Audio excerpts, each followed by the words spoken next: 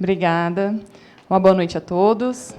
Queria cumprimentar todo mundo que está aqui, presente, que saiu das suas casas, do seu trabalho, para vir aqui ouvir essa palestra. E também quem está assistindo aí na sua casa, no seu escritório, que também não está assistindo hoje, assistiu depois. Então, também fica aí meus cumprimentos a quem está aí na internet.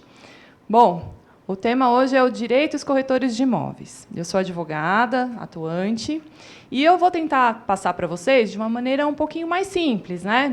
Como eu não estou tratando com advogados, geralmente tem algumas pessoas que são corretores e advogados, mas a grande maioria é corretor de imóveis, né? Que está aqui acompanhando a palestra presencialmente, quem está em casa. Então, eu vou tentar trazer de uma forma mais simples e mais prática, para que vocês possam aproveitar e entender a legislação de uma forma mais didática, vamos dizer assim. Quem quiser receber um material, né, vocês vão ver que vão ter alguns julgados, algumas decisões. Quem quiser receber esse material que eu vou passar para vocês, pode me passar, quem estiver aí na internet, pode passar um e-mail para esse e-mail que está aí na tela. E aí vocês podem pedir os slides, e aí eu envio, tá? Só não fiquem bravos comigo, porque às vezes vocês mandam um e-mail, demoram uns 7, 8 dias, às vezes demora um pouquinho para eu conseguir responder todo mundo. Mas eu respondo, tá? Então, vamos lá. Bom, ao final, quem estiver aqui, quem conseguir ficar até o final me ouvindo, esse sacrifício, brincadeira, eu vou fazer um sorteio desse livro, tá? Que é o livro dos corretores de imóveis, empregados ou autônomos. Ele é de minha autoria, do meu sócio e marido, Rodrigo, que está aqui também. Então, está passando até uma lista. Infelizmente, quem está acompanhando pela internet não vai participar do sorteio, é só o pessoal que está aqui prestigiando presencialmente. Então, coloque o nome na lista e, no final, a gente faz o sorteio. Tá legal? Bom, o resumo da palestra ele já passou. Então, vamos ao que interessa. A profissão de corretores de imóveis de vocês, ela é regulamentada por uma lei, que também vocês já conhecem, que é a Lei 6.530, de 78. É uma lei, digamos assim, um pouquinho mais antiga, mas ela passou por alguns ajustes e algumas adaptações ao longo do tempo. Mas algumas coisas não mudaram, outras mudaram. Então, para ser um corretor de imóveis hoje, vocês têm que ter o nível técnico. Então, vocês fazem um curso técnico, aprovados na provinha, tudo certinho, vem aqui, recebe a carteira de corretores e podem iniciar no mercado, né, de vocês, começar a trabalhar. É necessário a inscrição no órgão de classe. A gente sabe que, na prática, existem pessoas que não têm essa inscrição, que não fizeram o curso, não passaram na prova e acabam vendendo imóveis, fazendo negociações, o que não deveria ocorrer. Mas a gente sabe que o CRES também é atuante, faz as fiscalizações e acaba aí identificando essas pessoas. Passou sem querer. A pessoa física tem que ser inscrita e a pessoa jurídica também. Importante observar que a lei, essa legislação, não fala que o corretor ele tem que ser sempre autônomo. Então, é possível que no mercado a gente tenha, em menor quantidade, com um vínculo já reconhecido e anotado na carteira de trabalho, e em maior quantidade nós temos os autônomos em geral, na prática, né? E ambos têm que ter inscrição no órgão de classe, porque mesmo aqueles que a gente vê que são empregados, CLT, tem que ter inscrição. Porque seria a mesma coisa que um médico, vamos pensar, um médico que não tem inscrição no conselho, ele é empregado do hospital, mas ele tem inscrição no conselho, então é a mesma coisa para vocês. E aqui é uma diferenciação basiquinha, o que seria um corretor de imóveis autônomo e um empregado. E por que a gente está vendo isso? Eu vou entrar depois na parte que vocês têm as negociações com os clientes. Então, é um pouquinho diferente quando a gente chega lá na responsabilidade civil, do atendimento do consumidor final, para um corretor que é empregado, para um que é autônomo. Tem algumas diferenciações. Então, é por isso que eu vou dar uma passada brevemente sobre esse assunto, para entrar no assunto principal. Então, aqui, se você tem um corretor autônomo, o que é um autônomo? É aquele que trabalha por conta. Então, eu faço meu horário, se eu quero ir trabalhar hoje, eu vou, se amanhã eu não quero ir, eu não vou. Né? Eu não tenho um chefe, eu não tenho cobrança, eu não tenho escala. Eu cobro quanto eu quiser na minha comissão? Lógico, dentro da tabela limite do CRES. Né? Eu não vou ali fugir da tabela para não ter um problema ético-disciplinar. Então, seria esse tipo de corretor. E aí a gente tem os indícios de que seria um corretor empregado. Às vezes, a gente vê algumas situações que o corretor ele não tem o vínculo anotado na carteira, mas, de fato, ele tem todos os requisitos do vínculo de emprego, porque ele tem um chefe, ele tem hora para entrar, ele tem hora para sair, ele não pode fixar o quanto ele vai receber, nem o quanto ele vai cobrar do cliente. Então, a gente sabe que, na prática, às vezes, existem pessoas que são tidas como autônomas, e aí eu coloco entre aspas, mas que, na prática, são empregados. E aí foi o que eu falei. O porquê que isso interessa? Porque, dependendo da situação, a gente vai ter uma responsabilidade civil de forma diversa para vocês. Então, além disso, a gente vê hoje os corretores, com a tecnologia, trabalhando de diversas formas. Nós temos aquele corretor que fica no plantão, nós temos aquele corretor que trabalha online, que fica só atrás de uma tela de computador atendendo os clientes ali. Lógico que a negociação não é feita online, né? Vocês vão conhecer pessoalmente o cliente, tem uma parte que é à distância do atendimento e outra parte que é presencial. Então, o primeiro contato, geralmente, é à distância, que aí seria ou online, nos .com, né, que geralmente vocês falam, ou no telemarketing, e depois vocês têm esse atendimento presencial com os clientes. Temos também a questão da prospecção externa, que tem corretores que trabalham só fazendo prospecção externa. E os cadastrados nas imobiliárias ou grandes construtoras. Vai lá, faz um cadastro, e, a partir dali, eles podem ofertar os imóveis para os seus clientes. Não trabalham internamente da construtora, se cadastram em várias. Então, não estou falando daquele que é interno exclusivo, né? Estou falando daqueles que se cadastram em várias imobiliárias ou construtoras e podem vender esses produtos. Recentemente, nós tivemos uma alteração na legislação de vocês. Então, nós temos a lei, uma das leis que rege a profissão de vocês hoje, é aquela ali de baixo, 13.097 de 2015. E ela vem trazendo o corretor associado, que é mais ou menos o que eu falei para vocês. Vocês podem se cadastrar em várias incorporadoras e construtoras para fazer a venda de produtos, não necessariamente estando internamente com ordens, porque essa legislação ela traz a diferença entre o corretor autônomo, o associado e o empregado. A própria legislação traz essa diferenciação. Então, isso é importante para que vocês saibam a legislação de vocês. E agora vamos ao atendimento em si dos clientes. Na prática, quando vocês têm o primeiro contato com o cliente, seja presencialmente, seja online, no .com, no telemarketing, nos chats, esse primeiro contato é importante que ele seja documentado. Eu sei que, na prática, às vezes, é difícil vocês conseguirem que o cliente assine alguma coisa logo no primeiro contato, passe todos os dados corretamente. As pessoas, às vezes, elas querem as informações de preço, localização, mas não querem passar os dados pessoais.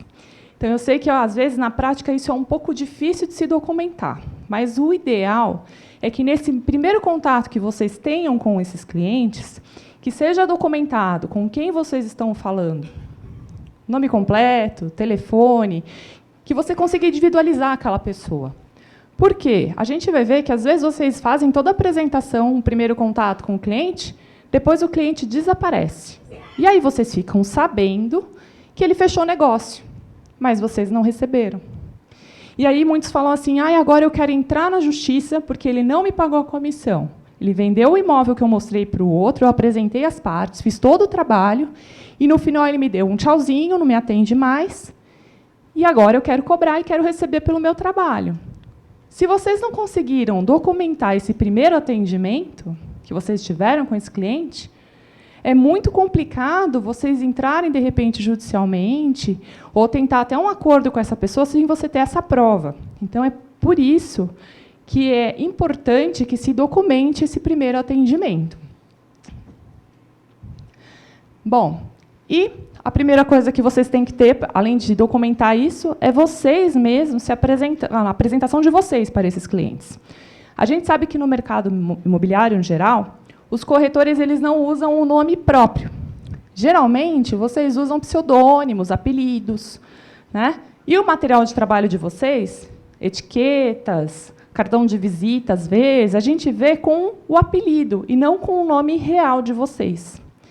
É importante que conste, além do apelido, o nome real de vocês, o nome de vocês quanto pessoas, e o número do CRESSE.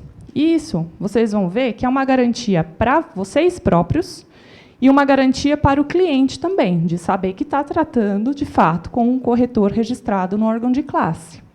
Então, é muito importante que toda essa papelada, essa documentação, bloquinho que vocês anotem, cartão de visita, tudo isso tem essa informação.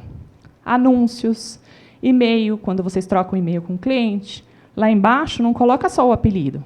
Pode pôr o apelido, mas coloca o seu nome completo. Se não quiser colocar o nome completo, pelo menos o número do CRESSE. Tá? E a gente tem uma norma do CRESSE São Paulo, que é uma portaria que determina. Então, quando ela determina, ela obriga, não é uma opção. Vocês têm que fazer isso. Então, assim, quando vocês usam de pseudônimos, apelidos, codinome, vocês, por essa resolução, têm que colocar o nome completo e o número do CRESSE. Não é uma opção.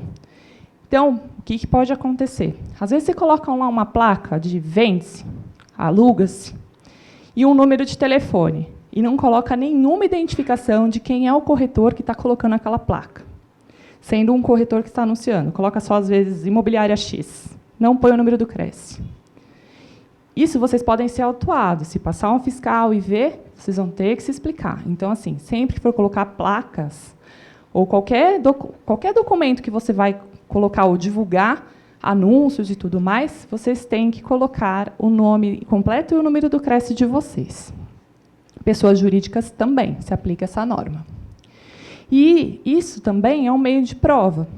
Porque imagina só, vocês fazem toda a transação imobiliária, só com o apelido, não tem um nome real, não tem um número de CRESSE, não tem nada na documentação que você trocou ali com o cliente. Aí o cliente não te paga, você vai entrar cobrando a comissão, vai entrar, de repente, judicialmente.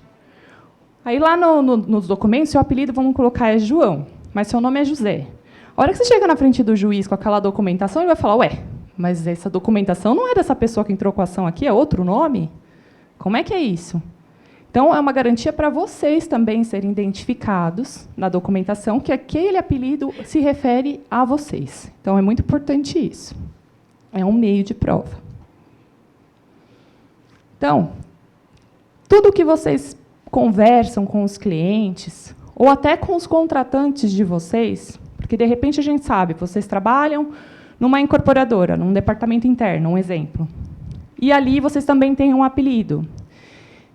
E vocês conversam com os clientes dessa incorporadora para fazer vendas com esses consumidores. Às vezes, vocês têm que comprovar que a venda foi feita por vocês para o seu contratante, que foi a incorporadora. Então, até nessas relações, é importante que vocês guardem essa documentação de conversas com os clientes. Então, se você passou um e-mail para um cliente, você arquiva esse e-mail. Se você passou um WhatsApp para o cliente, não apaga o WhatsApp, né? Você guarda também. Aí vocês vão falar, mas, meu Deus, eu vou ficar cheia de lixo eletrônico, vai guardar, não vai ter mais espaço. Então, vocês podem até comprar aqueles HDs externos, né, aquelas coisas todas, transformar tudo em PDF e vai fazendo guardando esses documentos. Porque é importante. Vamos colocar, hoje eu atendi um cliente, passei um e-mail para ele, fui lá, apresentei um imóvel. Ele falou que ia pensar. Depois ele falou que não queria, passou um mês, passaram 2 meses. No 3º mês, ele mudou de ideia, não me avisou nada, foi lá e comprou o imóvel. E eu fiz um trabalho há 3 meses atrás. Passei e-mail, documentei, fiz ficha de atendimento, mas apaguei e joguei fora. E agora o cliente fechou o negócio. Como que eu provo que há 3 meses atrás eu fiz todo esse atendimento? Então, eu não consigo comprovar. Se eu não tiver uma testemunha, eu não consigo comprovar. Então, essa é a importância de ter essa documentação e se guardar esses documentos, por conta disso. Então, bate-papo virtual. Você está lá conversando com o cliente no bate-papo, ele entrou no chat. Tem chat que possibilita vocês imprimirem, salvar em PDF. Tem chat que não. E aí, o que vocês podem fazer? Print de tela. Printar a tela, fotografar a tela, também é um meio de prova. Tá? Quando for apresentar um imóvel, fazer uma ficha técnica de visita e dar para o cliente, só dá um vistinho aqui, só que você visitou. Ou, às vezes, o cliente não quer assinar nada. Vocês fazem uma pesquisa de satisfação. Pega um modelinho de pesquisa de satisfação. Como foi meu atendimento? Nota de 0 a 10. Lá em cima tem o nome. O nome do cliente, para ele preencher. Aí você pede para ele, olha, eu te apresentei o imóvel hoje, e eu gosto sempre de aprimorar o meu trabalho. Você pode preencher essa entrevistinha aqui, essa ficha de satisfação? É mais fácil do que chegar para ele e falar, eu quero os seus dados. E ele vai falar, não. Então, aí ele já coloca o nome dele. Ah, no dia tal, eu apresentei tal apartamento, tal imóvel, tal terreno. Gostou do atendimento? Nota de 1 a 10. O que poderia melhorar? Ele preenche aquilo. Esse documento já é um meio de prova.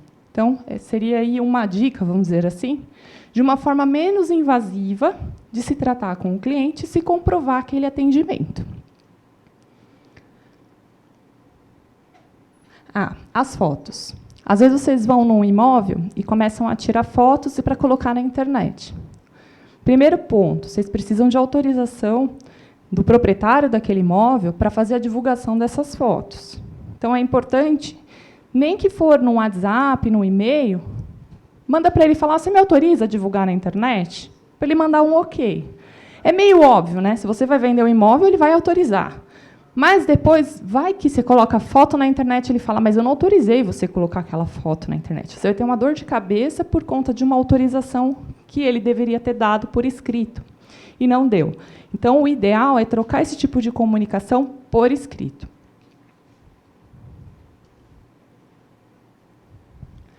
No atendimento. O atendimento com o cliente de vocês, o que a legislação fala no geral? Sempre que eu vou atender um cliente, eu tenho que passar para ele todas as informações. Então, eu tenho que passar metragem, preço.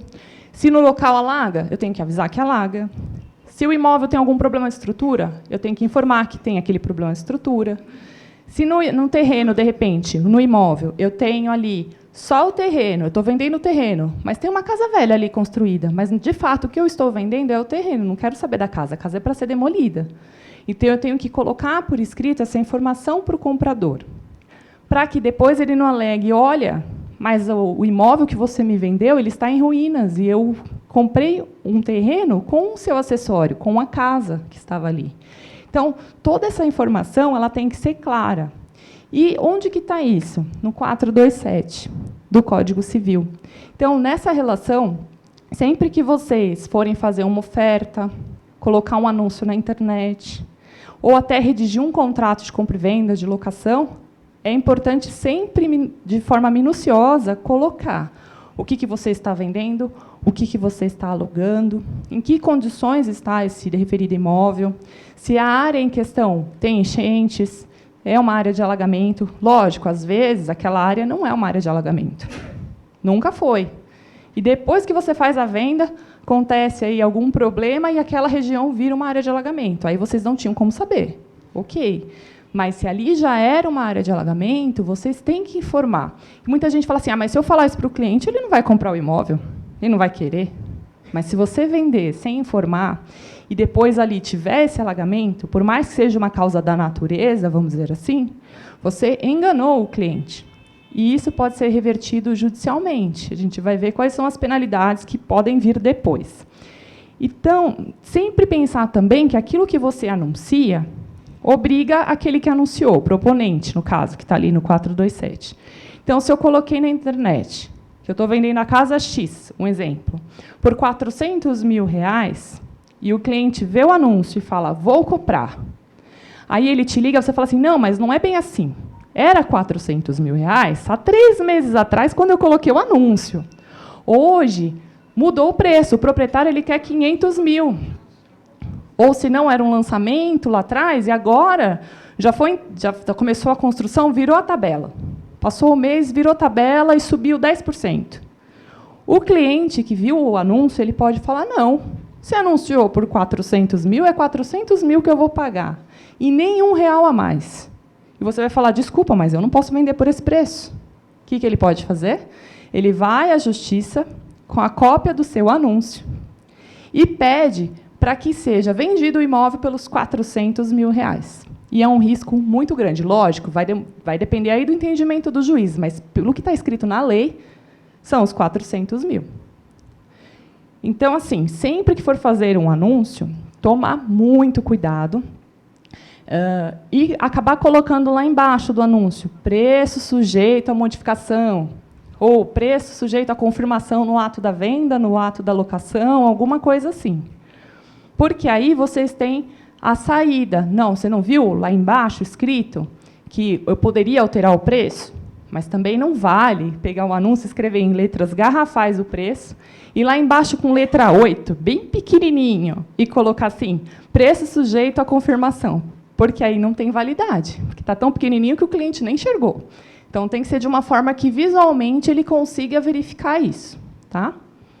Por quê? A proposta obriga o proponente, 427 do Código Civil, e, no artigo 48, aí é Código de Defesa do Consumidor, vai dizer o quê? Que as declarações de vontade constantes nos escritos particulares, recibos pré-contratos relativos às relações de consumo, vinculam o fornecedor. Então, assim, se eu anunciei que era assim e assim, a mesma coisa. Eu estou vendendo uma casa, que eu estou vendendo a área, só o terreno, mas não estou vendendo a estrutura do imóvel que tem ali. Eu preciso explicar, porque depois vai falar, não, mas eu comprei o terreno com uma casa e a casa está com um defeito, está com um problema de estrutura. Eu quero uma indenização. Então, você já vendeu mais barato porque era só o terreno. E não colocou por escrito, colocou que você estava vendendo o terreno e a casa. Aí a pessoa vai entrar pedindo um abatimento no preço, isso pode acontecer. E aí ela vai entrar, logicamente, contra quem vendeu o imóvel para ela. No final, sempre sobra para o corretor, porque ele intermediou. Então, foi o corretor que enganou, o corretor que não falou. Então, sempre tomar esse cuidado para não ter esse tipo de problema. Bom, aí a gente tem também outro artigo que é aplicável aí às relações de consumo, que é o artigo 6º do Código de Defesa do Consumidor, que vem falando que as informações elas têm que ser adequadas e claras. Então, eu não posso usar aquela letrinha pequenininha. Por exemplo, aqui é a área de enchente, eu faço um anúncio todo grandão, letra 14, lindo, está lá na internet. Aí, lá no finalzinho do anúncio, eu coloco letra 4, a área que possui alagamentos. Aí eu coloquei, mas o cliente não conseguiu ver. Então, não foi um anúncio feito, um aviso feito de forma clara nem adequada. Então, vocês podem ter um problema aí, que a gente vai ver mais para frente, tanto em âmbito civil, administrativo e tudo mais. Sempre que for passar alguma informação para o cliente, a preferência é passar por escrito. Se possível, com cópia. A gente sabe que, às vezes, é complicado fazer cópia toda hora, né? Tem gente que anda com aqueles bloquinhos carbonados. Hoje em dia, todo mundo tem celular. Então, uma forma de tirar cópia, principalmente daquilo que vocês entregam ao cliente, às vezes, vocês fazem um rascunho, olha, o preço aqui é tanto, é X e tal, e vocês entregam aquele papelzinho timbrado com o nome de vocês para o cliente. Só que vocês entregam e não ficam com cópia, via de regra, né? A grande maioria faz isso, entrega para o consumidor e não fica com a cópia. Então, hoje em dia, vocês têm celular. Antes de entregar para o consumidor, tira uma foto. Estou entregando para X pessoa, para você ter guardado uma cópia daquilo que você entregou também.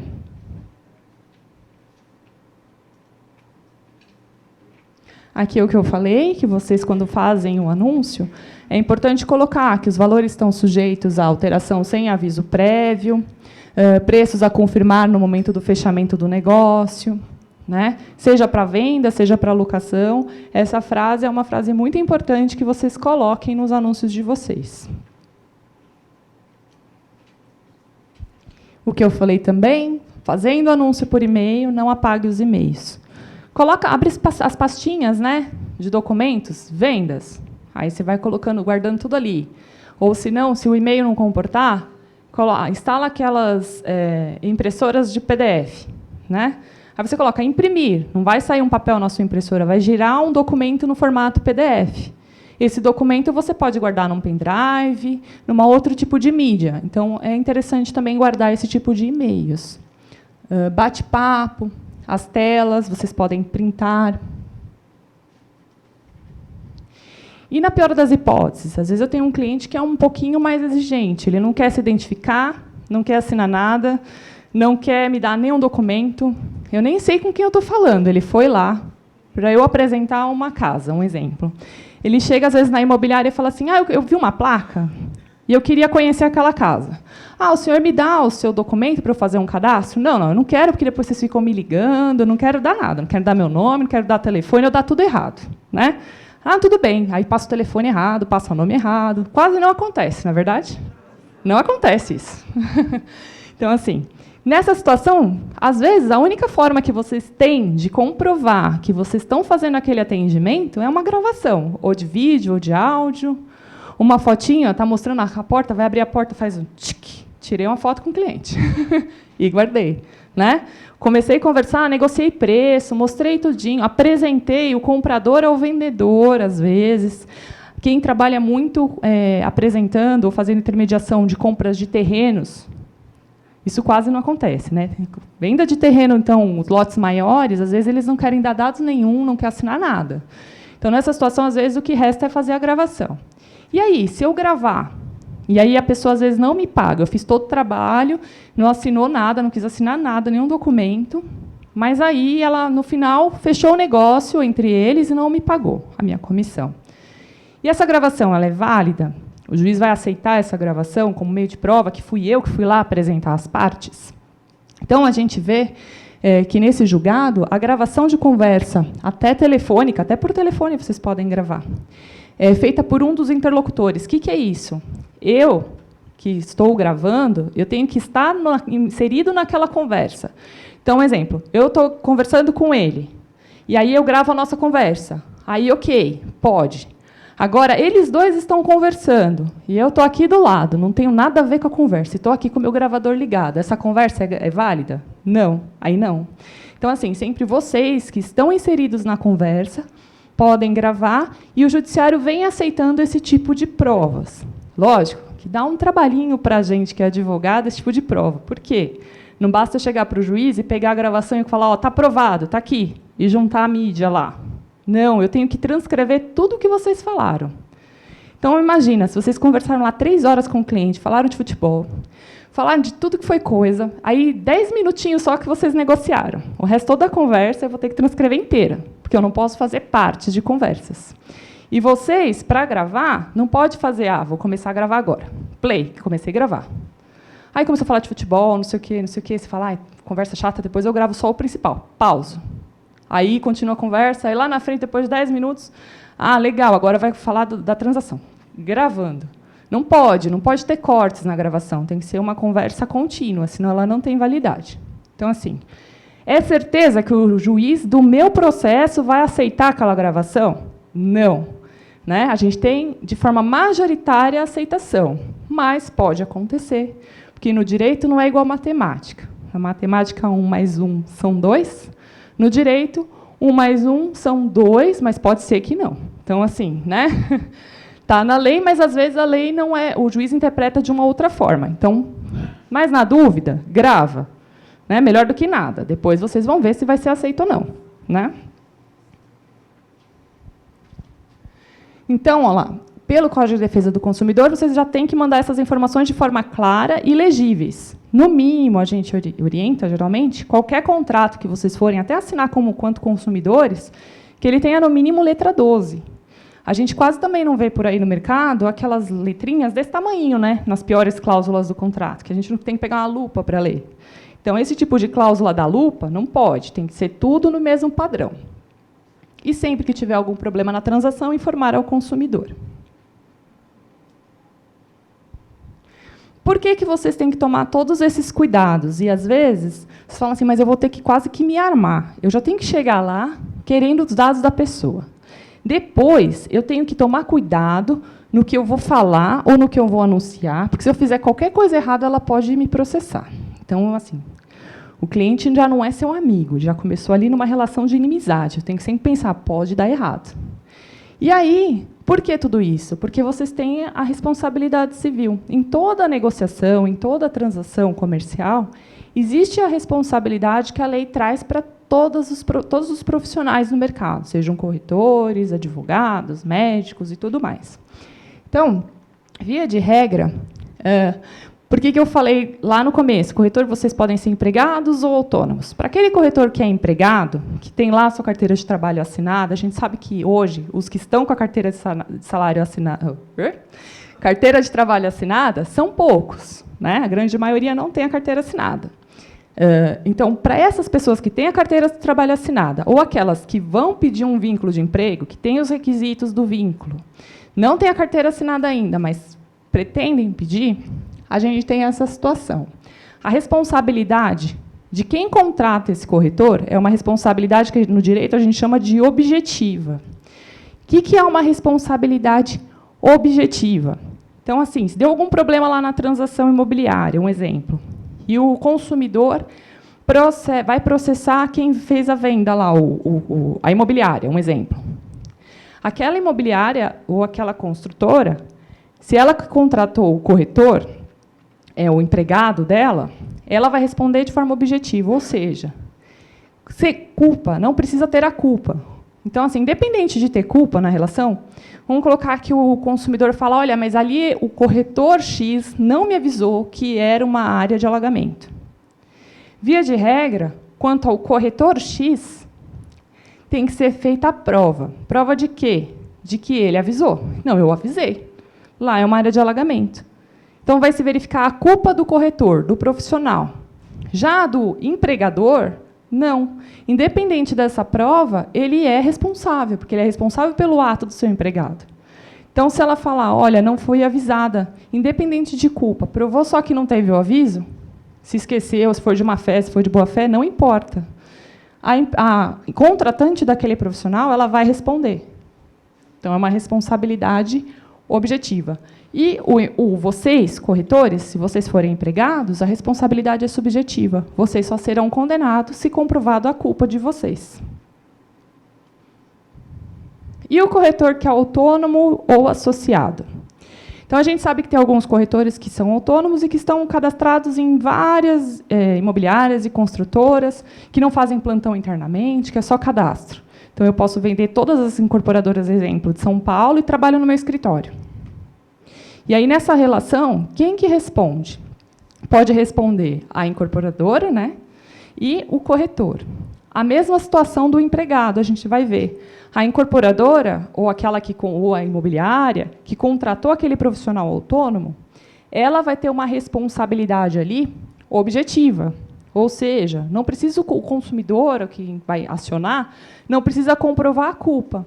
Basta provar o fato. Provou o fato, tem ali a responsabilidade. Já o corretor, ele vai ter uma responsabilidade subjetiva, ou seja, sempre que um profissional autônomo for acionado, a pessoa que acionar vocês tem que comprovar que vocês agiram com culpa. Sem essa comprovação, não é automática a condenação. Tá? E isso também está na lei. Então, a gente tem... Se a gente for pensar que ali é uma relação de consumo, então aplica o Código de Defesa do Consumidor. Se ali naquela relação não tiver a relação de consumo, vai aplicar o Código Civil, né? Então, são essas normas que permeiam aí essas relações. Então, vamos colocar a pessoa que vai entrar com uma ação, às vezes, contra o corretor, porque ele deixou de informar, deixou de fazer alguma coisa. Ele pode processar só o corretor, ele pode processar o corretor e a imobiliária ou a incorporadora onde ele trabalhava. Ele pode escolher. Se ele escolher processar os dois e colocar no processo o corretor e a imobiliária, isso a gente vê, às vezes vê com pouca frequência. Muitas vezes o consumidor, quando ele vai acionar, ele prefere acionar quem ele acha que tem mais grana para pagar a indenização. Então, ele acostuma, por lógica, assim, a acionar somente a incorporadora ou a imobiliária. Mas, na prática, a gente também vê consumidores acionando a incorporadora imobiliária junto com o corretor, no mesmo processo. Então, estando todos juntos ali no mesmo processo, quem que paga essa conta no final? Pela lei, ambos podem pagar. A responsabilidade é solidária. O que é solidária? Eu, corretora, e aqui, quem me contratou, a imobiliária, se nós formos condenados juntos, o consumidor pode escolher, na hora de cobrar, de executar aquela ação, se ele vai cobrar de mim, ou dela, ou dos dois. Então, eu acabo sendo condenada junto. A responsabilidade é solidária. Isso que é solidária. E o que é o contraponto da solidária, só para vocês entenderem assim? Existem duas formas. Ou a gente é condenado junto, e aí o consumidor pode executar tanto eu quanto ela, e tem a outra responsabilidade, que é a subsidiária, que aí o corretor, a pessoa que está executando, ela pode executar primeiro um, que foi o principal condenado, só depois que acabar de executar aquele, ele passa a executar o outro. Então, veja, a responsabilidade solidária acaba sendo um pouquinho mais grave, porque é automático. Não preciso esperar executar o principal para depois executar o outro. Eu já vou direto em qualquer um dos dois. Lógico, se ele acionou ambas as pessoas. Então, seria isso. E se eu for empregado CLT? Geralmente, a responsabilidade ela é uma responsabilidade diferente, porque o meu empregador vai ser responsabilizado ali por aquela ação com o cliente, que o cliente é dele. Então, ele vai ter aquela ação. O cliente dele entrou contra ele, por um erro que eu fiz quanto corretora, como empregada dele.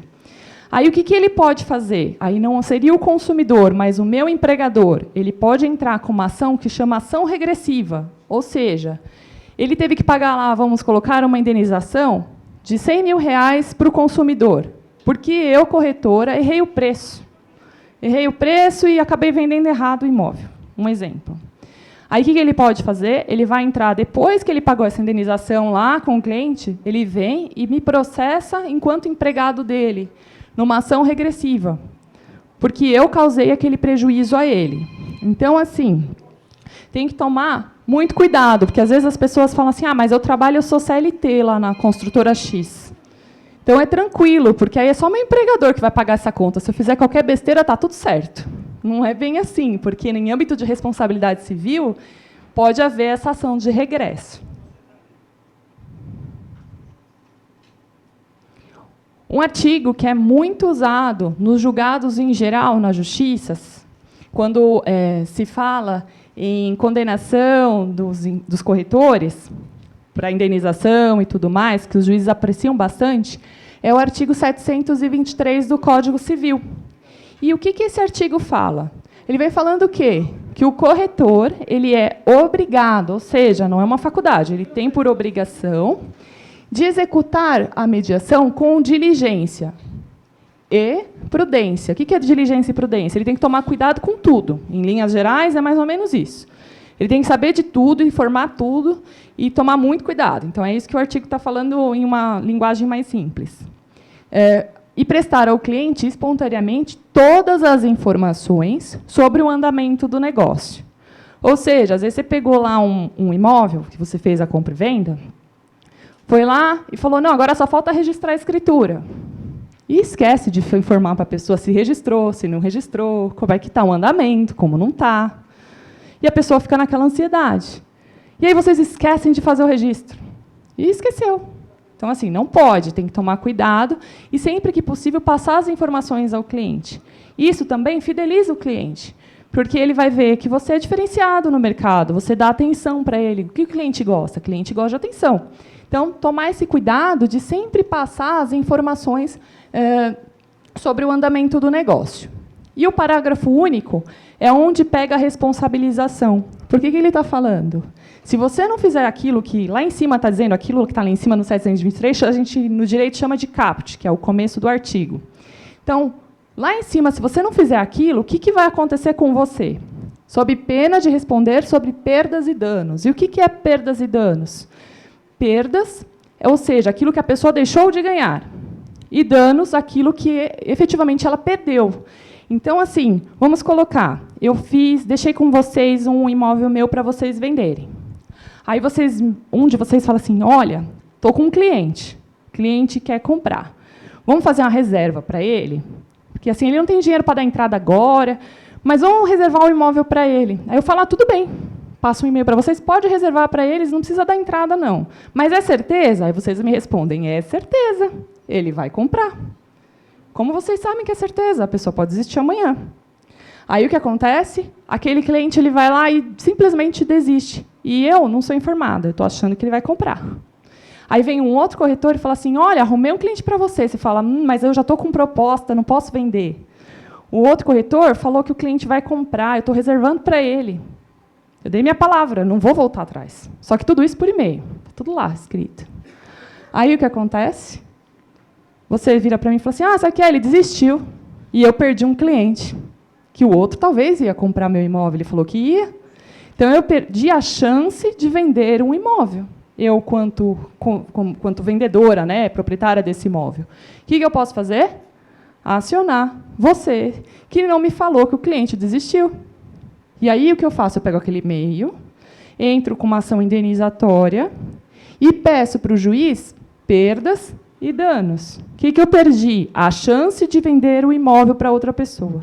E o que eu deixei de ganhar? Aquela venda. Então, veja, é muito importante sempre estar em comunicação com o cliente e tomar cuidado também naquilo que se escreve nos e-mails. Quanto às certezas que vocês, às vezes, acham que têm. Às vezes, a certeza não é tão certa assim. Então, cuidado ao dar certas certezas. E aí vem, perdas e danos, o corretor prestará ao cliente todos os esclarecimentos acerca da segurança ou risco do negócio. Aqui que entra aquela parte que vocês têm que informar no caso de seara de enchente, por exemplo. Né? Aquele imóvel ele traz segurança ao cliente? Tem algum risco aquela área? É uma área muito violenta, às vezes, por exemplo, vem um cliente de fora daquela cidade, ele não conhece a cidade. Vocês têm que informar se é uma área tranquila, se é uma área mais conturbada. Às vezes parece óbvio, né? Você acha que a pessoa conhece, às vezes a pessoa não conhece aquela região. Então, é importante sempre prestar essas informações e por escrito.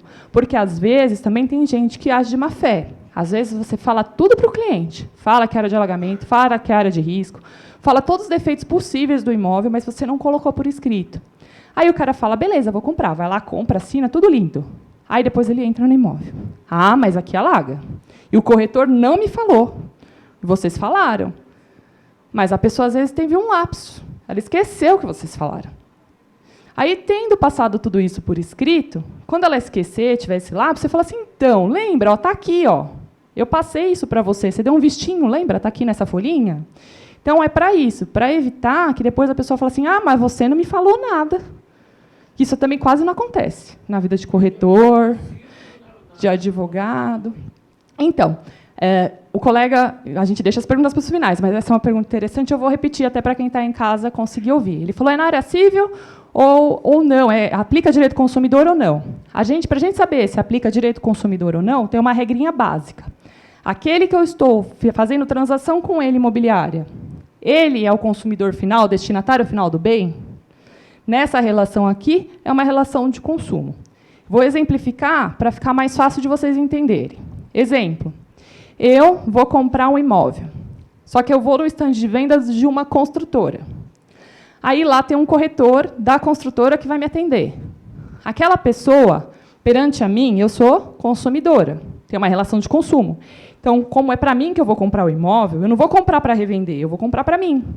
Então, é uma relação de consumo, eu sou destinatária final. Então, nessa relação entre eu e aquele corretor que me atendeu ali, é uma relação de consumo. Já aquele corretor ele foi contratado pela incorporadora para estar ali. Entre o corretor e a incorporadora, nós temos uma relação de trabalho, que, dependendo do caso, pode ser de âmbito civil, uma relação autônoma, ou uma relação de trabalho de emprego, que tem requisitos do vínculo de emprego. Quando eu falo requisitos do vínculo de emprego, o que seria? Seria assim, aquela pessoa que está ali, ela recebe ordens, ela tem hora para entrar, hora para sair, então ela tem subordinação, ela não pode mandar outra pessoa no lugar, ela tem pessoalidade, ela tem onerosidade, ela recebe. Então, assim, dentro de uma mesma venda, você pode ter duas relações, uma de consumo e uma de trabalho ou de emprego. Né? E, então, você vai ver ali, o corretor fica no meio. Ele tem duas relações. Ele tem a relação de consumo e tem a relação de trabalho ou emprego. Então, isso varia. Mas, de toda forma, seja a relação de consumo ou relação de trabalho, esse artigo é aplicável, quanto ao corretor. Tanto faz, se ele é empregado, se ele é autônomo, o que é. Ele tem essas obrigações legais vinculadas a ele. Porque o Código Civil não tem uma vírgula ali e fala, isso só se aplica aos autônomos. Não, ele é geral, então pega todo corretor, seja autônomo, seja empregado. Nas relações de consumo, o Código de Defesa do Consumidor, Não é que a gente rasga o Código Civil e não aplica mais e vai aplicar só o Código de Defesa do Consumidor. Não, a gente aplica as duas legislações de forma... o que a gente vê o que é compatível, o que encaixa, vamos dizer assim. Então, a gente usa o 723 e usa outras normas também que a gente vai ver. Aqui, ó, é um julgado. O que o juiz fez nesse caso específico? Pelo que parece, porque é uma ação de responsabilidade civil do corretor de imóveis, a pessoa acha que adquiriu algum bem e o corretor esqueceu de informar alguma coisa ali no meio.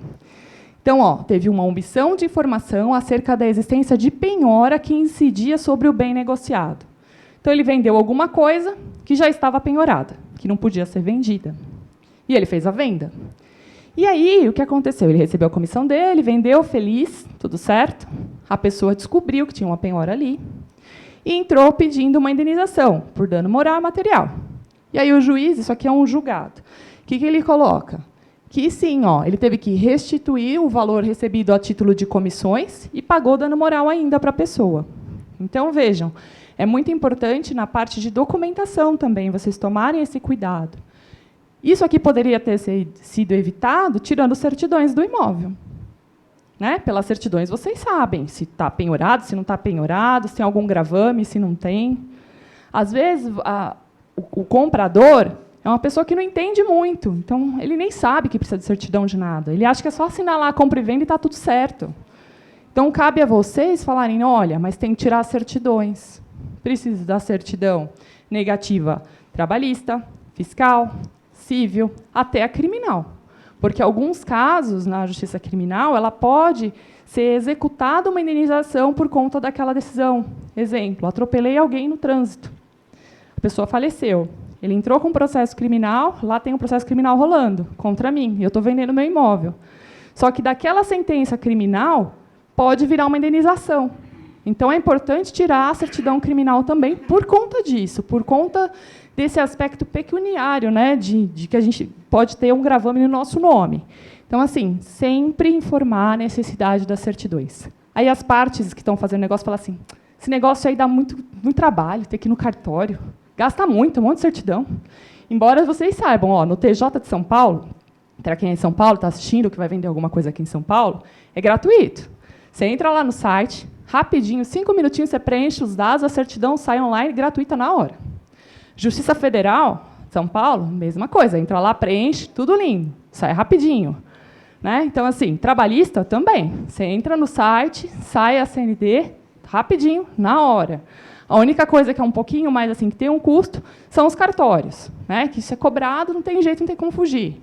Então, assim, o cliente às vezes fala, não vou tirar nada, o resto já está tudo certo, essa trabalhista está certa, a civil está certa, vou tirar o resto nada. Ó, corretor, não precisa não, viu? Eu confio nele, vou fazer sem as certidões. Tem cartório de imóveis que nem aceita registrar se não tiver as certidões anexadas. Mas, como a gente está no Brasil, tem gente do Brasil todo que pode estar assistindo, tem lugares que isso não acontece. Chegou lá para registrar, registra. Só o contrato, só o contrato. Então, é importante, se o cliente falar, eu não quero tirar, eu não preciso, para mim não precisa, tá ótimo, precisa para você? Para mim, que sou corretor, também não precisa, mas vamos fazer um negócio? Vamos colocar uma cláusula aqui, que eu te orientei a tirar e você não quis, você está assumindo o risco. Você está comprando, se tiver algum problema, isso não vai ser problema meu, isso é um problema de vocês dois. A hora que você fala isso para o cliente fala, pensando bem, pode tirar, eu pago. Né? Não é assim que acontece? Então, assim, mas sempre coloca por escrito. Se o cliente não quiser, você informou, você falou. Não deixa chegar lá para o juiz decidir quem está certo e quem está errado. E quais são os tipos de penalidade que um corretor pode ter hoje? Nós temos a responsabilidade civil, ou seja, dinheiro. Vocês podem ser condenados em dano material, que a gente viu, ou moral. Dano moral, quem vai dizer o valor do dano moral que vocês causaram? É um juiz. A gente, quanto advogado, a gente pede. Sugira o valor de X, de Y, mas quem vai falar se é X ou Y é um juiz. Então, a gente não quer deixar para um juiz dizer quanto que eu vou pagar para outra pessoa. Então, não vamos praticar nenhum ato ilícito. E aí, ato ilícito, quando eu falo ato ilícito, não é ato criminal, não. Vocês não são criminosos, nada disso. Ato ilícito é um ato contra a lei. Então, não vamos praticar esse ato para não ter que pagar essa conta. A responsabilidade pode ser criminal, E aí, na responsabilidade criminal, depende. De repente, vocês enganaram um cliente. Venderam o mesmo imóvel para 4 pessoas, de forma intencional. Houve um estelionato. Estelionato é crime. Aí, área criminal. Então, só vai ter uma responsabilização criminal se aquilo que vocês fizeram tiver previsão na lei criminal. Senão, não entra a lei criminal, entra só a parte civil mesmo. E a responsabilidade administrativa. Porque, além desse cliente entrar na justiça contra vocês, eles podem vir aqui no Cresce, abrir lá uma reclamação, uma denúncia, e pedir uma apuração ético-disciplinar. E aí, abrindo essa parte ético-disciplinar, vocês vão vir aqui, tentar uma composição, não deu certo, vai ficar para o pessoal da turma de ética daqui julgar. E quais as penalidades que eles podem aplicar para vocês? Aí a gente tem a advertência verbal, olha, não faça mais isso, não pode. Temos a censura, que é uma outra forma de penalidade. A gente tem também a multa, o conselho pode obrigar você a pagar uma multa por aquele ato que você fez. Nós temos a suspensão da inscrição por até 90 dias, ou seja, você não pode trabalhar durante 90 dias, você fica ali com essa penalidade. Já pensou levar uma suspensão de 90 dias cheio de negócio para fechar? Você vendeu um prédio, mas você não vai poder assinar, né? Você está suspenso. E temos também o cancelamento da inscrição, que é uma penalidade mais dura, geralmente por ou uma pessoa que é muito reincidente, ou um fato muito grave. E aí vem o cancelamento da inscrição com a apreensão da carteira profissional, ou seja, vocês não serão mais corretores de imóveis. Então, tomar muito cuidado. Às vezes a gente fala, ser corretor é fácil. Eles ficam lá, sentadinhos, às vezes ficam lá no plantão, no ar-condicionado, com bolachinha, salgadinho, esperando entrar alguém e falar, eu quero aquele apartamento. E aí, fala assim, olha, vendeu, 30 mil reais de comissão. Olha como é fácil ser corretor. Não é?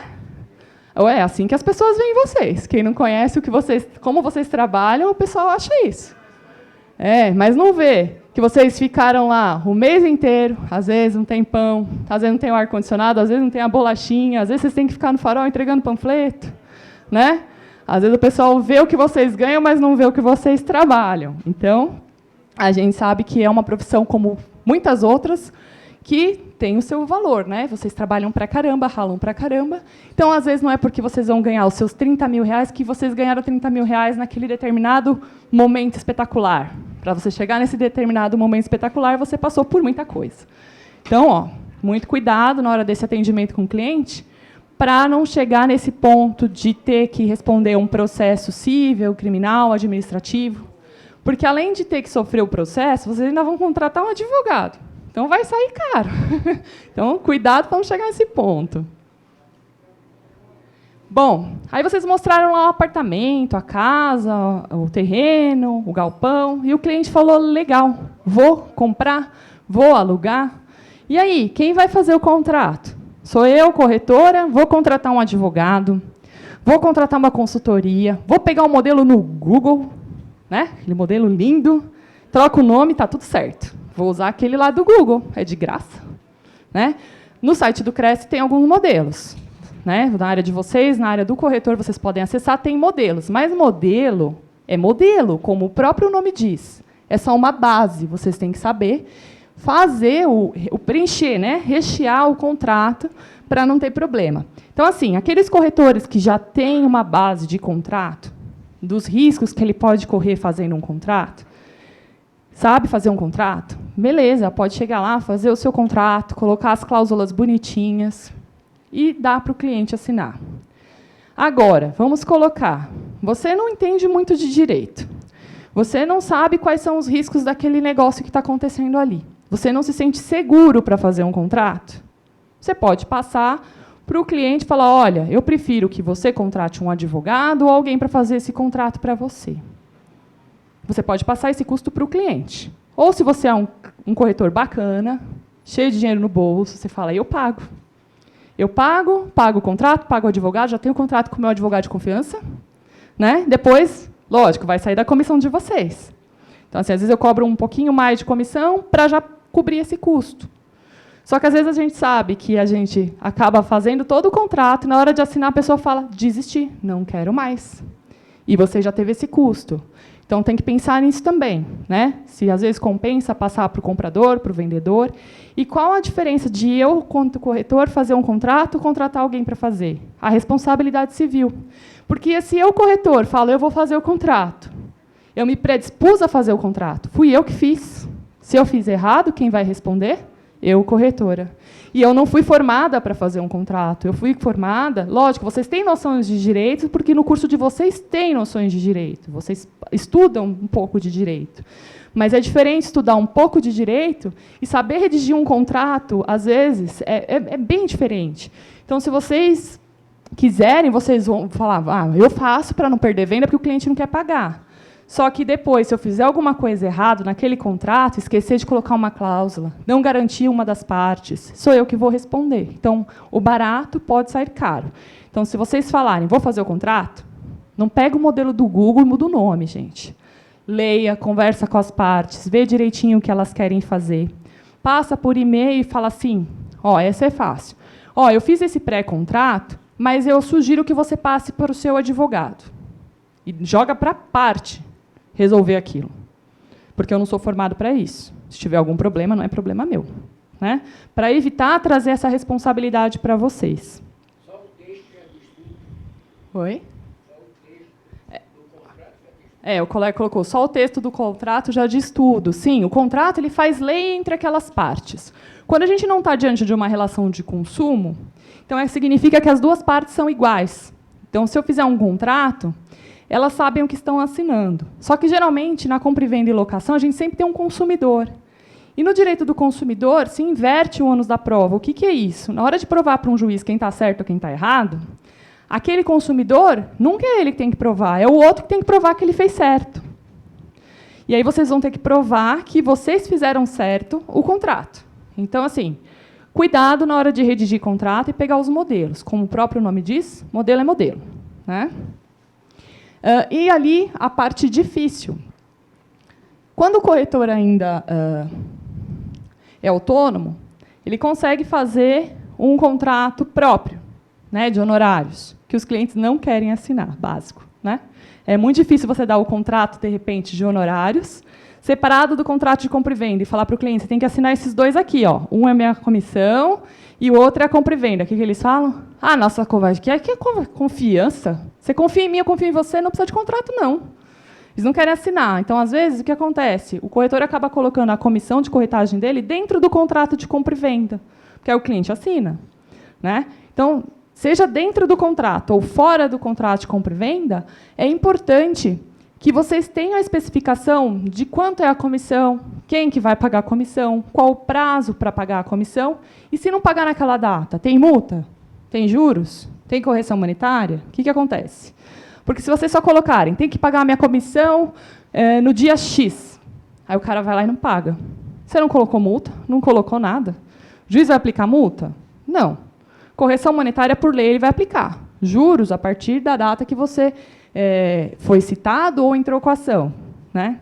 Então, assim, coloca esses termos também dentro do contrato. Se não pagou na data, se tem multa, se não tem multa, se tem juros, não tem juros, como é que vai funcionar isso? E pelo artigo 725, é outro artigo-chave. Então, a gente tem o 723, que fala o que vocês têm que fazer.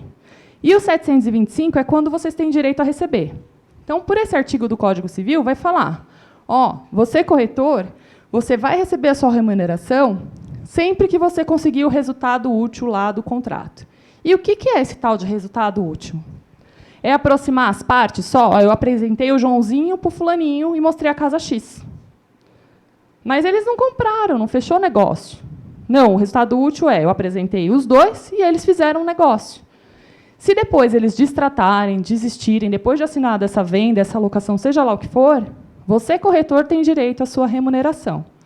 Você não é responsabilizado se eles desistiram do negócio depois de assinado, salvo o 723, que a gente viu. Se vocês esqueceram de falar alguma coisa para o cliente, que aí o juiz pode falar, olha, mas você não vai receber, você aproximou o Joãozinho do outro, mas você mentiu para eles, e aí por isso que eles fecharam o negócio.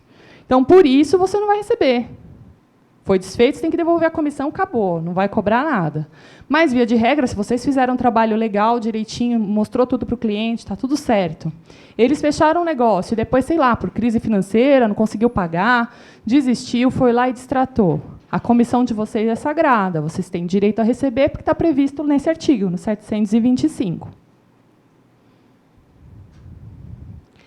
Aqui é um julgado de 2018. Então, o que aconteceu? O corretor fez o negócio, aproximou as partes, e aí, depois, o que aconteceu? A parte fecharam o negócio e falou para o corretor, tchau, você não vai receber comissão. O corretor foi lá, entrou com a ação e falou, olha, eu quero receber essa comissão, eu trabalhei, eu aproximei as partes, vocês fecharam o negócio, e se vocês se arrependeram, é um problema de vocês, não meu. Então, aí chegou lá para o juiz. A apelação é um recurso em segunda instância. Ação de cobrança de comissão de corretagem. Atuação demonstrada. A comissão ela é devida, percentual que deve incidir sobre o valor pelo qual o imóvel foi efetivamente vendido, fato incontroverso que as partes foram aproximadas pela atuação do autor, o que foi suficientemente demonstrado nos autos. Ou seja, o corretor ele conseguiu comprovar naquela ação que foi ele que fez aquela transação. Então, o percentual teria que ser sobre o valor do imóvel vendido. Aqui eu não peguei o julgado inteiro, mas eu achei interessante, nesse processo, o que aconteceu? O juiz condenou a pagar o valor da transação, mas sabe sobre qual valor, onde que o juiz achou o valor para fazer a condenação e calcular a comissão do corretor? Lá no cartório de imóveis. Detalhe, cartório de imóveis está sempre certo o valor da venda ou muitas vezes é feita pelo valor venal? E o valor venal não é o valor da venda? Não é verdade? Muitas vezes as pessoas fazem isso para pagar menos imposto. Está errado. O certo, na hora de registrar compra e venda, até para garantia dos senhores, é registrar pelo valor da venda e não pelo valor venal. Se eles querem pagar menos impostos e sonegar, vocês não vão ser coniventes com isso. O certo é falar, olha, está errado. Então, tem cartório que já está mais certo, né? Aqui em São Paulo, tem muitos cartórios que falam, não, ó, valor venal não vou aceitar fazer o registro, é o valor da venda. Cadê o contrato de compra e venda? Mas a gente sabe que a gente está no Brasil, o Brasil é muito grande, então, muitos lugares ainda se registra a venda pelo valor venal. É um risco para as partes, no caso de um problema depois, no final dessa negociação, se tem um problema de indenização, um contra o outro, né? É um problema, e é um problema para o corretor também, porque a sua remuneração geralmente é em percentual sobre o valor da venda. Então, cuidado aí na hora de fazer os registros também. Esse aqui é um outro julgado, ou seja, o corretor aproximou as partes, fez o fechamento do negócio, e as partes depois distrataram, cancelaram o negócio depois de feito, e não pagaram o corretor. E aí, vai falando o quê? Aqui, nesse caso, o corretor não recebeu. Por quê? Se comprovou nesse processo que, na verdade, o distrato teve base e origem num problema do corretor. O corretor não prestou todas as informações e, por isso, que teve distrato. Então, nesse caso específico, o corretor não recebeu, não aplicou a regra geral. A regra geral é, aproximou as partes, fechou o negócio, vocês recebem. A exceção é, aproximou a parte, elas distrataram, mas por culpa dos senhores, vocês não recebem. Então, esse é um julgado em que o corretor não recebeu, que foi entendido que o fato do distrato foi decorrente de um problema na prestação de serviço do corretor específico nesse caso. E aí a gente vê que, geralmente, os corretores que são empregados têm um departamento jurídico que faz a redação dos contratos já. Não fica para os corretores fazerem. Também, geralmente, grandes incorporadoras que usam de autônomos reais ou autônomos que são empregados, mas não são registrados, que a gente vê também tem jurídico interno. Então, essa parte do contrato já sai mesmo da situação do corretor. A gente vê mais os corretores sendo compelidos ali ficar nesse meio termo, se faz ou não faz contrato, nas relações realmente autônomas, em que o corretor acaba estando com as duas partes ali negociando, e ele que tem que redigir o contrato ou contratar alguém para fazer. Mas, até nessa situação de que ele é empregado, é importante que ele guarde toda essa comprovação de que ele intermediou, que ele informou tudo certinho para o cliente, para não ter a ação regressiva, que a gente viu, e também para que não seja processado juntamente com aquele que o contratou. E para comprovar, às vezes, né? Porque às vezes você está lá trabalhando, atendeu a pessoa e tal, e o dono da incorporadora ou da imobiliária não está sabendo quem você está atendendo. Aí um colega seu vai lá e termina de fazer o fechamento. Você fez tudo, apresentou, mostrou preço. A pessoa falou, vou pensar, foi embora. Vou ver com a minha mulher, vou ver com o meu marido. Aí, uns 15 dias depois, ele volta e não te procura. Fecha com outro colega. E aí, como é que você comprova lá para o dono da imobiliária, para o seu gerente da incorporadora, alguma coisa assim, que foi você que fez aquela negociação? Então, é importante guardar documentos mesmo nessa situação, para você, às vezes, comprovar que você que começou aquele trabalho. Porque a gente tem, na prática, o que vocês chamam de 50, que é a divisão da comissão. Então, como o Código Civil ele fala que quem aproximou as partes e fechou o negócio tem direito, há o entendimento, muitas das vezes, que quem começou e apresentou as partes, ainda que não fez o fechamento, mas um outro colega fez o fechamento, tem direito à metade. Então, deveria ser dividida essa comissão. Bom, aí a gente vê o pagamento da comissão com o título de crédito. Geralmente, o pagamento de vocês ou é transferência bancária ou é por cheque. Cheque, às vezes, da própria pessoa que está ali, que comprou, cheques de terceiros. Então, vindo o pagamento com cheque, o que é o cheque? É um título de crédito autônomo. O que é isso, autônomo? Ele não fica vinculado àquele negócio que foi feito. Ele é um papel que ele circula. Eu posso pegar um cheque que eu recebi e entregar para ele, pagar alguma outra coisa para ele. Ele pode pegar esse mesmo cheque, passar para outra pessoa, e passar para outra, e passar para outra, e assim vai, até um dia esse cheque chegar lá no banco.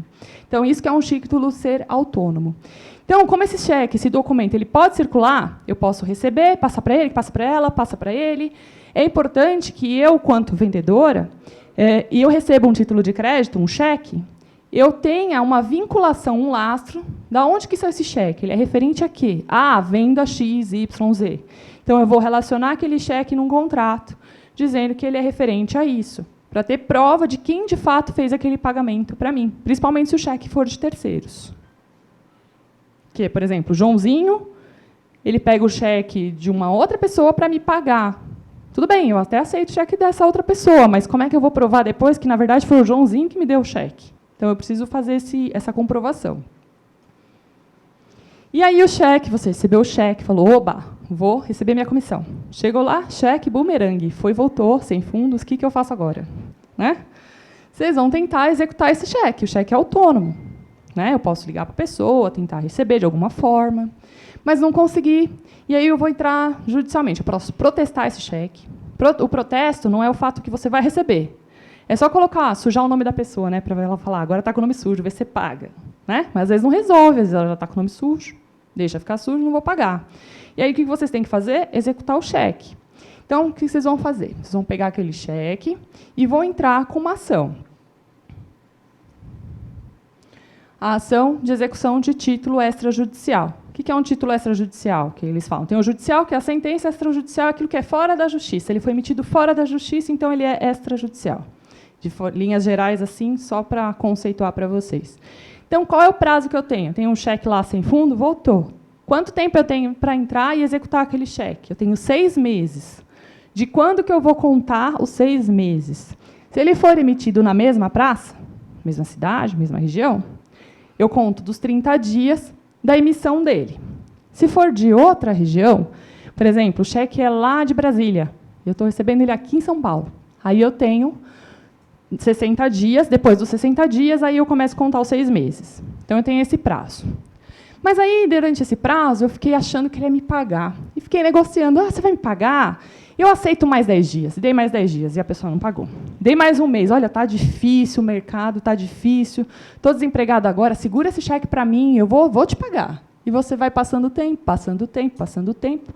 Passou lá os seus 6 meses e você ficou com o cheque na mão e a pessoa não te pagou. E aí? Senta e chora, opções. Senta e chora, já era, não vou receber, não. Vocês têm outras opções para cobrar esse cheque. Quais são? Vocês têm prazo de 2 anos, depois dos 6 meses, para entrar com uma ação que chama ação de enriquecimento contra o emitente ou obrigado. Então, vocês vão chegar e vão tentar formar um título executivo. Não vai ser automático agora. O juiz, com um cheque, nos 6 meses, o juiz chegou o cheque lá, ele fala, pague. Nessas aqui, não. Vai citar. Tá tudo certo? Ah, tá tudo certo, devo para ele mesmo. Ah, então tá. Então, agora sim. Foi condenado ao valor de X. Aí, pague. Então, é uma ação um pouquinho mais demoradinha, né? Mas você ainda tem esses 2 anos para entrar. Mas aí, eu fiquei acreditando muito que aquela pessoa ia me pagar. Ela falou que ia pagar. Fiquei 2 anos lá esperando ela me pagar. Passou o prazo, não entrei com essa ação. Passou 6 meses e nada. E aí, ou senão eu coloquei o cheque na minha gaveta, esqueci do cheque, o cheque ficou lá. Estou cheia de dinheiro, esqueci. Tinha mais um para eu receber, nem lembro que tinha aquele cheque. Vou arrumar a gaveta aqui que eu acho um cheque prescrito. Meu Deus, e agora? Não executei o cheque. Mas veio numa boa hora, estou precisando de um dinheirinho. E aí, posso executar o cheque? Depois de 2 anos, o que eu faço? Depois de 2 anos ainda, por uma súmula, a gente tem lá a súmula 299 e o artigo 700 do Código de Processo Civil, eu posso entrar com uma ação que chama ação munitória. O que é isso? O cheque, eu não posso mais executar ele de cara. Ele perdeu essa força que ele tinha. Então, agora, eu tenho que falar para o juiz, olha, eu tenho um documento que representa um valor que está originado lá numa venda que eu fiz lá atrás. Juiz, por favor, reconheça esse valor em sentença. Aí o juiz vai ouvir todo mundo, tudo certo. Se ele achar que ok, ele vai fazer uma sentença, falando que aquele valor do cheque realmente ele é devido. Aí dessa sentença vai se fazer cálculos e você finalmente vai receber. Então, assim, não é que passou o prazo de 6 meses para você executar um cheque, está perdido. Não, só vai ser um pouquinho mais complicado e mais burocrático para você receber. Mas você tem até 5 anos para tentar receber esse cheque. Então, quem achou aí, na sua casa, que está assistindo aí online, foi arrumar a casa lá um tempão, abriu a gaveta, achou um cheque dos 3 anos atrás. Não está perdido, dá para tentar receber, né? Então, não é nada perdido assim. Bom, e se o cheque está prescrito, passou o prazo? Eu tenho que comprovar para o juiz que aquele cheque foi daquela venda que eu fiz? Via de regra, não. A maioria das decisões judiciais falam que não, que o cheque ele é autônomo. Então, eu não tenho que comprovar que aquele cheque foi daquela venda. Só que, vejam, a hora que eu entro com uma ação monitória falando para o juiz, olha, aqui, eu quero receber esse cheque aqui. A parte que emitiu o cheque ela vai ser intimada. E ela pode falar, olha, realmente eu passei esse cheque, só que foi de uma venda que essa pessoa me fez, e essa pessoa não me atendeu direito, não me informou isso, não me fez aquilo, não fez o outro. Não. Então, de alguma forma, na prática, acaba sendo lastreado a causa originária da emissão do cheque, né? Pode ser feito assim na justiça. Mas, via de regra, quando você entra com a monitória, você não precisa dizer de onde que veio aquele cheque. Bom, eu vou abrir para perguntas no final, mas só mais essa. O colega aqui perguntou se a pessoa assustar o cheque, recebeu o cheque, no dia seguinte, ela passou um cheque para você, no dia seguinte ela foi lá de má fé e assustou seu cheque. Aí você vai ter as mesmas opções. Você pode entrar pedindo a execução do cheque, ou se passar o prazo na monitória, porque o cheque assustado, na verdade, é só uma contraordem para o banco. Para o banco falar, olha, banco, não pague aqui, não compense o cheque. Mas, na prática, ele ainda é um título executável. Você pode entrar com o protesto e com a execução do cheque. E, muito cuidado, cliente passou o cheque pré-datado. Pós-datado, na verdade, né? Passou para ser compensado daqui a 30 dias. E lá na data do cheque, no São Paulo, ele colocou a data daqui 30 dias. Aí ele liga para os senhores e fala assim, olha, eu estou com dinheiro na conta, pode depositar agora, não precisa esperar 30 dias, não. Ligou, falou isso para vocês não gravaram. Aí vocês vão lá, apresentam o cheque. Pá, cheque volta. Vocês protestam o cheque. Aí a pessoa vai fazer o quê? Entrar com uma ação indenizatória, porque a gente tem uma súmula. O que é súmula? É como se fosse assim. Tem os julgados, né, que eu mostrei. Então, começa a julgar tudo igual. Aí os juízes eles acabam entendendo que aquela decisão que eles estão dando, aquele entendimento, é o melhor. Então, eles fazem um documento, como se fosse assim, faz uma súmula que tem uma redação, que acaba aplicando, via de regra, para todos os casos. Eles não são obrigados a aplicar, mas geralmente eles aplicam. Então, a gente tem uma súmula que fala o seguinte, que caso a pessoa autorize você a compensar caso vocês compensem antes esse cheque, vocês podem ser obrigados a pagar dano moral para a pessoa. Então, assim, aquele papo de, olha, pode apresentar que tem dinheiro na conta.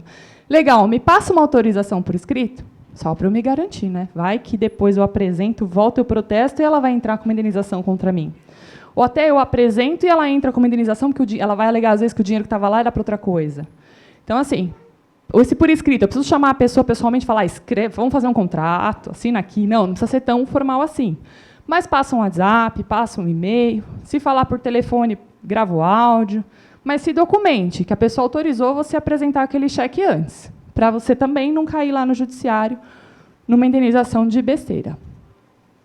Aqui é o texto da súmula que eu falei. Então, vem lá. Caracterização de dano moral. Apresentação antecipada de cheque pré-datado. Caracteriza dano moral a apresentação antecipada de cheque pré-datado. Foi o que eu falei para vocês. Passa um cheque para daqui a 30 dias e a pessoa deposita antes. E aí? Deu tudo errado, fiz a transação, a pessoa não me pagou, estou com um cheque para executar, estou com o valor do meu contrato de comissão para executar. E agora? Eu preciso contratar advogado? Não preciso contratar advogado? Onde é que eu vou? Como é que eu faço? Bom, a gente tem, nas causas até 40 salários mínimos, vocês têm a opção de entrar no juizado especial cível. É uma opção, não é obrigatório entrar no juizado. A diferença do juizado para justiça comum, vamos dizer assim, é a celeridade. Geralmente, o juizado especial é mais rápido do que a justiça comum, só que também tem um outro detalhe. No juizado, quem entra com a ação não entra pagando, você não entra pagando custas. Se você perder em primeira instância, você não paga custas nem honorário de advogado, em primeira instância. Na justiça comum, não. Você entrou com a ação, você já tem que recolher lá as custas judiciais para poder tramitar o processo, salvo se você tiver justiça gratuita. Se você não tiver, você já entra pagando. Então, tem essa diferença.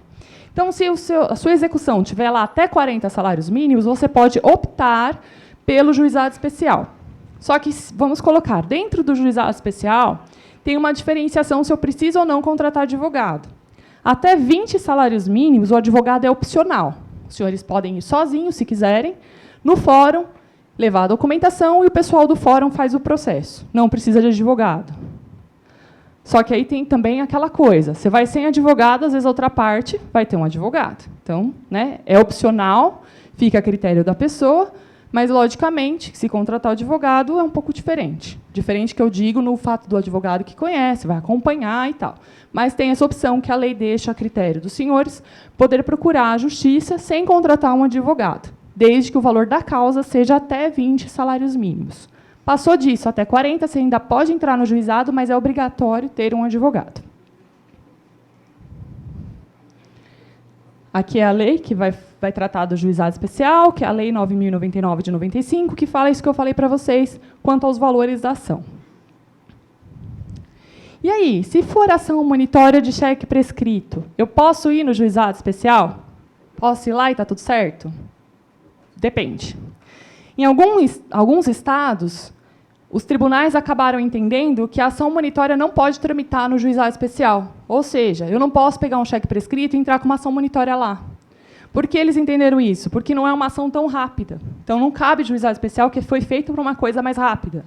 Então, por exemplo, São Paulo não aceita, o Estado de São Paulo. A gente tem um enunciado que diz para a gente, olha, ações cautelares ou sujeitas a procedimentos especiais, como é a monitória, não são admissíveis no juizado especial. Então, nessa opção, vocês não têm opção de entrar, de repente, sem advogado. Vocês vão ter que entrar na justiça civil comum. Não, aqui São Paulo não aceita a monitória no juizado especial. Bom, aí a comissão foi negada, não recebeu, o que vocês vão fazer, então? Tem a opção que a gente viu do juizado especial, mas e aí? Os corretores que são autônomos, entre ele e o consumidor, então ele vai cobrar de um consumidor aquele valor. Ele vendeu um imóvel para um consumidor destinatário final. E aquele consumidor que tinha que pagar a comissão para ele. Então, nessa hipótese, ele vai ter que entrar na justiça civil comum, e o prazo para ele cobrar a comissão dele, com base no contrato, é de 5 anos. Então, vocês têm 5 anos. Às vezes, vocês não receberam em cheque, mas vocês têm um contrato para executar. Tem um contrato de honorários. Se vocês fizeram um contrato de honorários e não receberam a comissão, então vocês podem entrar na justiça civil, justiça comum. Se for até 40 salários mínimos, entra na causa do juizado, vocês vão optar se querem juizado ou não. Mas na civil o prazo é de 5 anos. Aqui é um julgado que fala do prazo, então, a corretagem, cobrança de comissão quinquenal. Por que teve esse julgado? Muita gente, quando saiu lá aquele julgado do STJ, que falou que os consumidores, para cobrar de volta a comissão, eles tinham 3 anos, teve aquela discussão, e agora? Se o consumidor tem 3 anos para cobrar de volta a comissão do corretor, o corretor, quando for cobrar a comissão dele e do consumidor, vai aplicar 3 anos ou vai aplicar os 5 anos que está na lei? Então, teve essa discussão. E aí, o que se entendeu, o que está se entendendo até hoje, que o prazo é de 3 anos para o consumidor processar o corretor, mas para o corretor processar o consumidor para receber a sua comissão, é 5 anos, porque tem uma regra própria, uma lei própria, que fala que os autônomos teriam aí os 5 anos para cobrar. Então, é o que está dizendo aqui nesse julgado. Está falando que não são 3 anos, que são 5 anos. Se vocês são autônomos, e quem paga a comissão de vocês, de fato, quem contratou com vocês ali, que vocês vão ganhar 10% de comissão, brincadeira, 4%, 5% de comissão, é uma incorporadora, uma imobiliária. Aí, nessa situação, a gente está diante de uma relação de trabalho. E, estando diante de uma relação de trabalho, aí a gente não vai entrar na relação de consumo. Nessa relação que eu tenho contra quem me contratou para vender os imóveis dele, se ele que vai me pagar ali, então eu vou ter o prazo, dia de regra tem que ser de 5 anos, eu entendo que é 5 anos, mas a justiça não é mais a justiça civil que faz isso, é a justiça do trabalho. Porque a gente teve uma emenda constitucional, já faz bastante tempo, emenda 45, em que se disse que todas as relações de trabalho, seja ela empregado ou autônomo, é a justiça do trabalho que vai apreciar. Então, você vai entrar com essa ação, mas lá na justiça do trabalho, pedindo aquela comissão. Por lei, o prazo seria de 5 anos, só que, como é a Justiça do Trabalho, tem alguns juízes do trabalho entendendo que o prazo não é mais de 5 anos, é de 2 anos.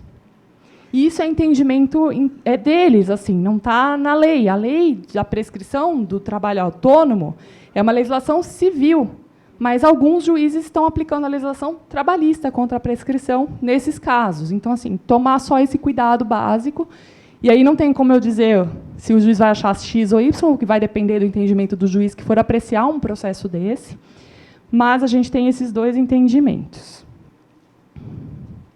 E os corretores que têm um vínculo de emprego já reconhecido, ou que vão pleitear esse vínculo de emprego, porque, na prática, eles têm lá os requisitos do vínculo, tem chefe, é aquele que contratou que paga, que determinou a comissão e tudo mais, todos os outros requisitos, tem hora para entrar, hora para sair, essas coisas todas. Aí o prazo é na Justiça do Trabalho, e aí sim, o prazo é de 2 anos, e os 2 anos se conta da data da saída da empresa. Então, se eu sair na empresa no dia X, eu tenho 2 anos para entrar com a ação. Eu entrei com a ação dentro dos 2 anos. O que eu vou poder cobrar de atrasado? Os últimos 5 anos. Mas não os últimos 5 anos de trabalho. Os últimos 5 anos eu vou contar da data que chegou lá o processo para o juiz. Chegou o processo para o juiz hoje, o advogado deu entrada, é dessa data que conta 5 anos para trás. Então, se eu deixar para o último dia dos 2 anos, eu acabo, às vezes, dependendo do meu tipo do meu contrato, perdendo um prazinho aí para receber os retroativos, né? Aqui tem mais alguns julgados sobre a comissão, né, dos autônomos para consumidores, que foi na mesma linha do que a gente já viu. Então, se aproximou as partes, deu tudo certo, tem que receber, por mais que, às vezes, vocês são afastados. E aí, quem tem que provar que fez aquela transação imobiliária? Quem tem que provar é o corretor. Vocês que têm que provar que vocês fizeram a intermediação, a venda, que estava tudo certo. Por isso que eu falei, sempre guarde documentos. Não deixa na sorte, vai dar tudo certo. Pode ser que não dê, né? E guarde os documentos também depois do negócio finalizado, porque você nunca sabe. Do mesmo jeito que vocês têm um prazo para entrar, para cobrar a comissão de vocês, as pessoas que fizeram essa relação, que participaram dessa relação, também têm um prazo para executar vocês.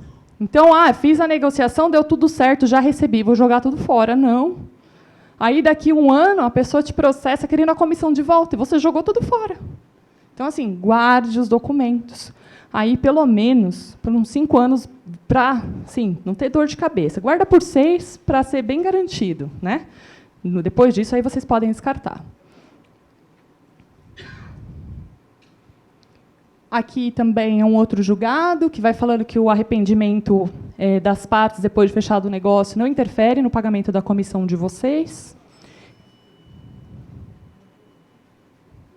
Aqui também, basta que se prove a aproximação eficaz entre as partes pelo corretor para receber a comissão. Outro julgado também, resultado útil alcançado, consumação do negócio, comissão devida, 725, esse artigo é o básico. Toda vez que vocês cobram comissão não paga, o juiz vai verificar. Vocês alcançaram o resultado do contrato de 725? Sim. E ele acaba aplicando essa regra. Aqui já é um julgado da Justiça do Trabalho, em que o corretor de imóveis ele trabalhava num estande de vendas, estava sujeito ali controle de jornada, tinha chefe, tinha a comissão dele era restrita a um percentual, ele não tinha liberdade para nada. E aí, nesse caso, foi reconhecido o vínculo de emprego, e aí recebeu todas as verbas trabalhistas, né, férias, 13º, fundo de garantia, tudo mais. E a gente vai ver também a questão de diferença de comissão um pouquinho mais para frente. Então, foi o que eu falei, após o fechamento do negócio, deu tudo certo, guardou o documento. É muito importante, isso a gente já viu. Resolução do COFES. Que resolução é essa? Essa resolução diz que, quando vocês estão trabalhando com imóveis de lançamento, de incorporadora, o mínimo de comissão que vocês têm que receber é 4%. Não pode receber menos. E esse valor também não pode ser dividido. Então, não pode dividir com o pessoal da panfletagem, não pode dividir com o gerente, com o superintendente, com nada disso. O mínimo é 4, fechado, não pode ter diferença. Ou seja, se alguém receber menos que isso, pode cobrar a diferença para o mínimo de 4%, vide tabela do Cresce. Esse entendimento também há divergências. Alguns juízes entendem que a tabela do Cresce não é obrigatória, o que é um absurdo, porque se tem uma tabela é para ser seguida. E ela é instituída por força de lei federal. A Lei 5.530, 6.530, que eu já esqueci o número da lei, ela prevê isso. O panfletar, temos uma resolução também do COFES, a mesma, que diz que o corretor de imóvel é proibido de panfletar documentos que não sejam dele. Falta grave se descumprir essa legislação. Estou passando rapidinho, gente, por conta do horário, mas vocês vão receber tudo certinho. Oi? Voltar no panfleto? Vamos lá. É que já está no final também. Ó. É o artigo 5º da mesma resolução, que fala que é proibido o corretor panfletar material que não seja próprio dele. Né? Não pode. Aqui é a mudança da lei, que vem falando que o contrato do autônomo ele pode ser tido como um contrato de associação, só que tem alguns requisitos para se cumprir, e caso não se cumpra os requisitos, é possível se falar em vínculo empregatício.